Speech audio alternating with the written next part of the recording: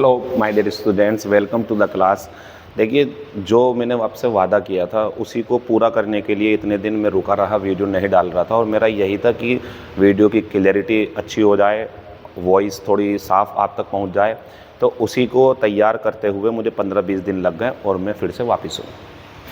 हम अपनी इस वीडियो में सिर्फ डेमो दिखाएंगे आपको। कंटेंट हमने थोड़ा सा ले लिया है, हालांकि हम कंटेंट किसी और स्तर का, जो CGL, CPO, CHSL, स्टेनोग्राफर अक्टूबर का जो एग्ज़ाम है, इसको ध्यान में रखते हुए आप तक वो बातें पहुंचाएंगे, वो कंटेंट पहुंचाएंगे जो आपको आपके पेपर में काफ़ी हद तक ये एहसास करा देगा कि आपने सही जगह भरोसा किया था।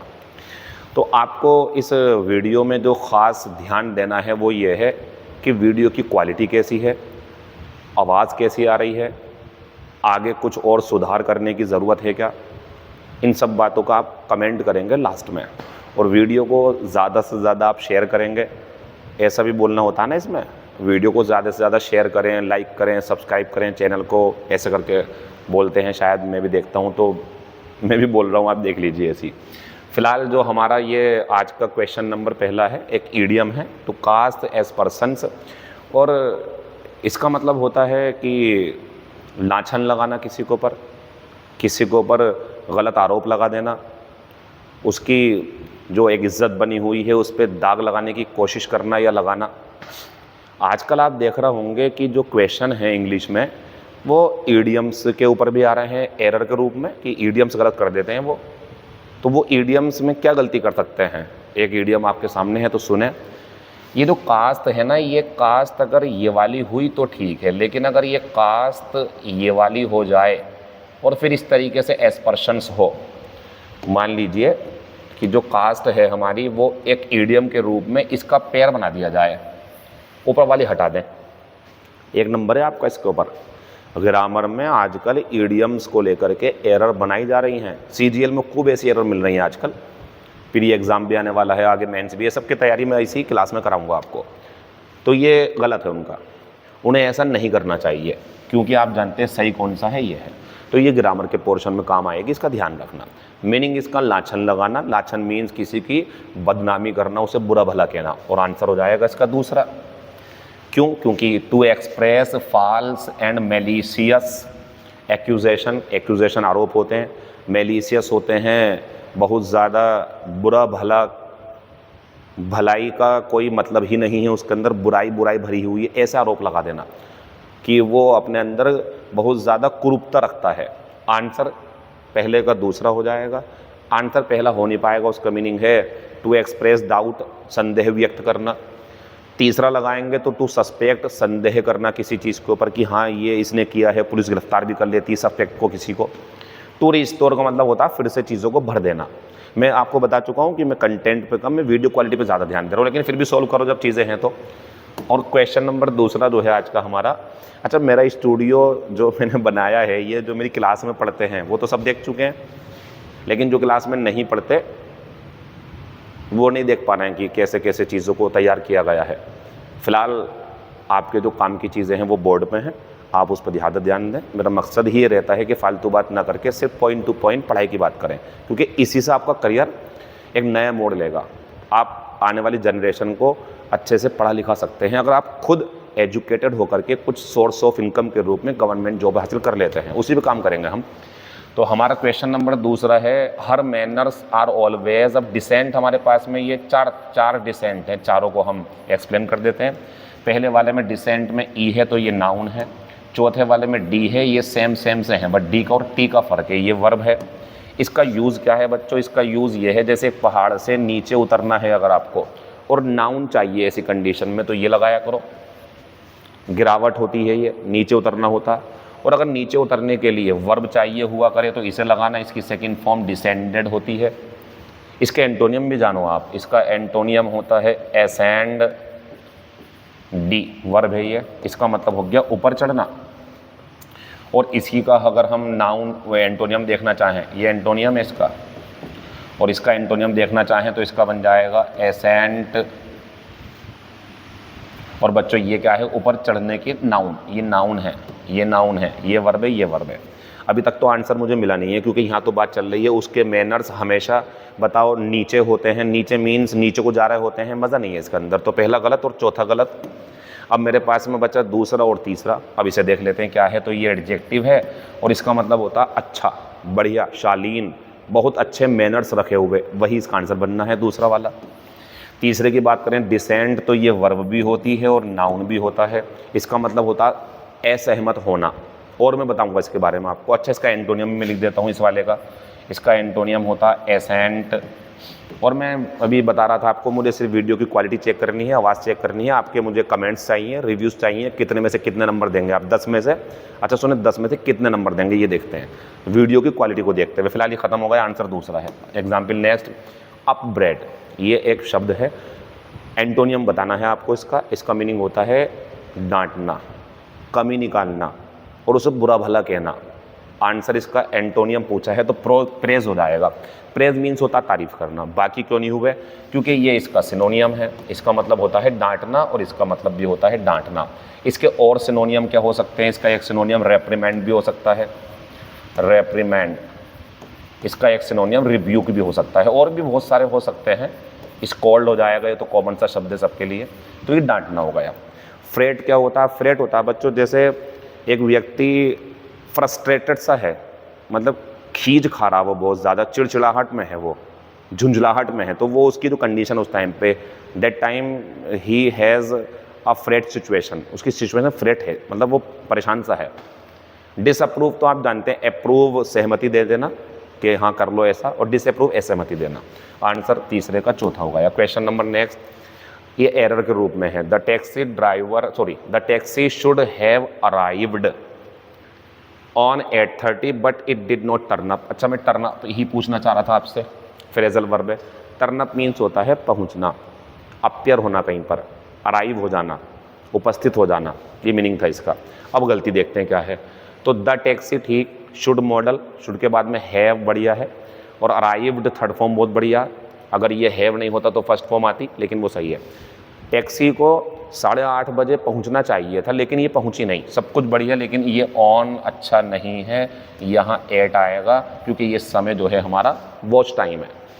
और जो ये 2 बजे, 3 बजे, 4 बजे, 5 o'clock, ये 8 प्रीपोजिशन लेते हैं अपने साथ में। खत्म हो गया। आंसर कौन से पार्ट में लगाएंगे? सी, क्योंकि इसमें ऑन का 8 होना है। Example next, find out the correctly spelled word. Check कर लेना आप इसे, बाकी मैं आंसर ही बता रहा हूँ। ऐसा करके क्वेश्चन मिलेंगे आपको, ही दिखा रहा हूँ। थोड़ी क्लियरिटी जरूर देखते जाना कि क्या है और आवाज़ कैसी आ रही है। इसका आंसर पहला हो जाएगा ह्यूमैनिटेरियन। ह्यूमैनिटेरियन होता है ऐसा व्यक्ति जिसके अंदर मानवता हो, जो समझता हो दूसरों को नुकसान हो सकता है मेरे काम के करने से, और भले में लगा रहता हो लोगों के, humanitarian. Question number next, he said what A lovely voice. अच्छा, यहाँ एक थोड़ी सी बच्चे से हमारे ये मिसप्रिंट हुआ है, यहाँ एक्सक्लेमेशन मार्क आएगा। ठीक है, चलिए उसे छोड़ देते हैं। अब आ जाओ। एक मैं आपको यहाँ बहुत बढ़िया बात बता रहा हूँ। कई सारे बच्चे मुझसे इस बात के लिए करके शिकायत करते हैं कि इसमें नरेशन में बहुत टाइम लगता है या वॉइस में। आप गलत जगह काम करते हो, आप यहाँ काम किया करो। देखो, नरेशन में चेंज करने को कितना कुछ है। कंजक्शन बदलो, इन्वर्टेड कॉमास खोल के अंदर जाओ तो प्रोनाउन चेंज करो, सेंटेंस को सिंपल करो, हेल्पिंग वर्ब्स चेंज करो, प्रोनाउन के चेंजेस करो, समय को चेंज करो। आप स्मार्ट वर्क करें। आप सबसे पहले हेल्पिंग वर्ब पे काम करो। जो इन्वर्टेड कॉमास के अंदर टेंस है, उस टेंस को बदलना आप सही से सीख लें। आपको काफ़ी हद तक राहत मिलेगी, टाइम बचेगा, और आपके क्वेश्चंस भी जल्दी जल्दी और बढ़िया हो जाएंगे। तो अगर बाहर की जो क्लॉज है, जिसे बोलते हैं हम रिपोर्टिंग स्पीच, अगर वो पास्ट में है अगर, तो आप जानते हैं इसे मार का वाजवर होगा, वाजवर का हेड बीन होगा, डू डस का डिड। इस पे काम करो आप पहले। आप यानी कि पहले हेल्पिंग वर्ब के चेंज को ढूंढा करो आप। जैसे आप ये बताइए, what A lovely voice she has, और बाहर की घटना पास्ट में, तो इसका तो हेड होना कन्फर्म है, इसको तो हेड होना ही है। क्या मेरा आंसर पहला हो जाएगा? नहीं, क्योंकि इसमें नोट कहाँ से आ गया। क्या मेरा दूसरा आंसर हो जाएगा? नहीं, डज और नोट कहाँ से आ गया। बचे हेड और हैज़, ये आंसर थोड़ी हो जाएगा। हैज़ वाला तीसरा आंसर है, ख़त्म। क्यों आप नहीं टेंशन ले रहे हो इसके अंदर? क्वेश्चन नंबर जो 4 नंबर का है हमारा, 6 नंबर का, वो ख़त्म हो गया। क्वेश्चन नंबर बाकी आप देखोगे तो कुछ है ही नहीं समझने के लिए। बाकी सब टाइम खराब करना कि दैट, ये सब बेकार की बात है।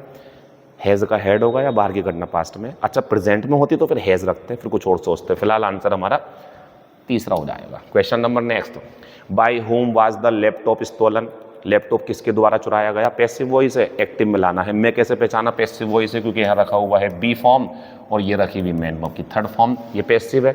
और पैसिव से पीछे को आएंगे तो हमें एक्टिव जाना है, एक्टिव में जाना है। लेकिन सुनो फिर, हेल्पिंग वर्ब से बेहतर कोई तरीका नहीं है। हेल्पिंग वर्ब के चेंज करके आप आसानी से कम समय में ज़्यादा क्वेश्चंस कर पाओगे। मैं इसकी प्रैक्टिस भी करवाने वाला हूँ बहुत जल्दी।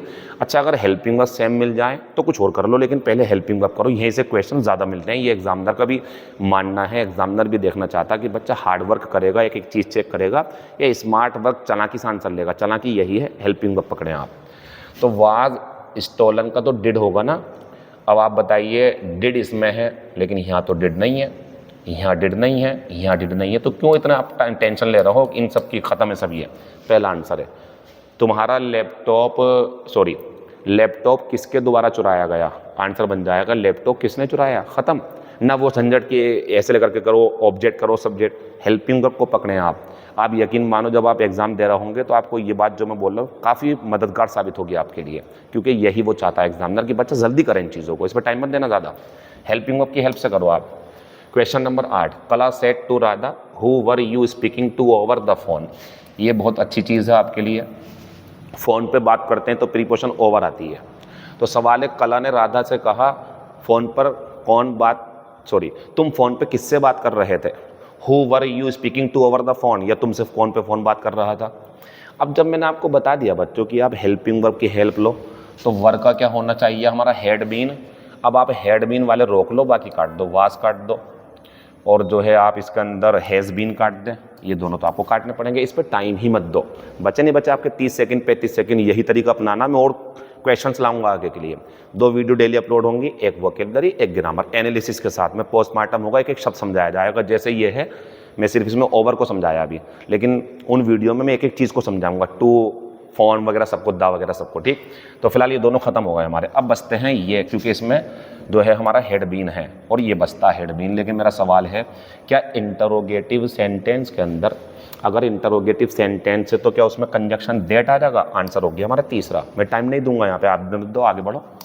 क्वेश्चन नंबर 9, द जज रिकमेंडेड सेवर पनिशमेंट। सेवर होती है सख्त सज़ा, तो जज ने सख्त सज़ा के रिकमेंडेशन की, सिफारिश की उसके लिए, ताकि ही।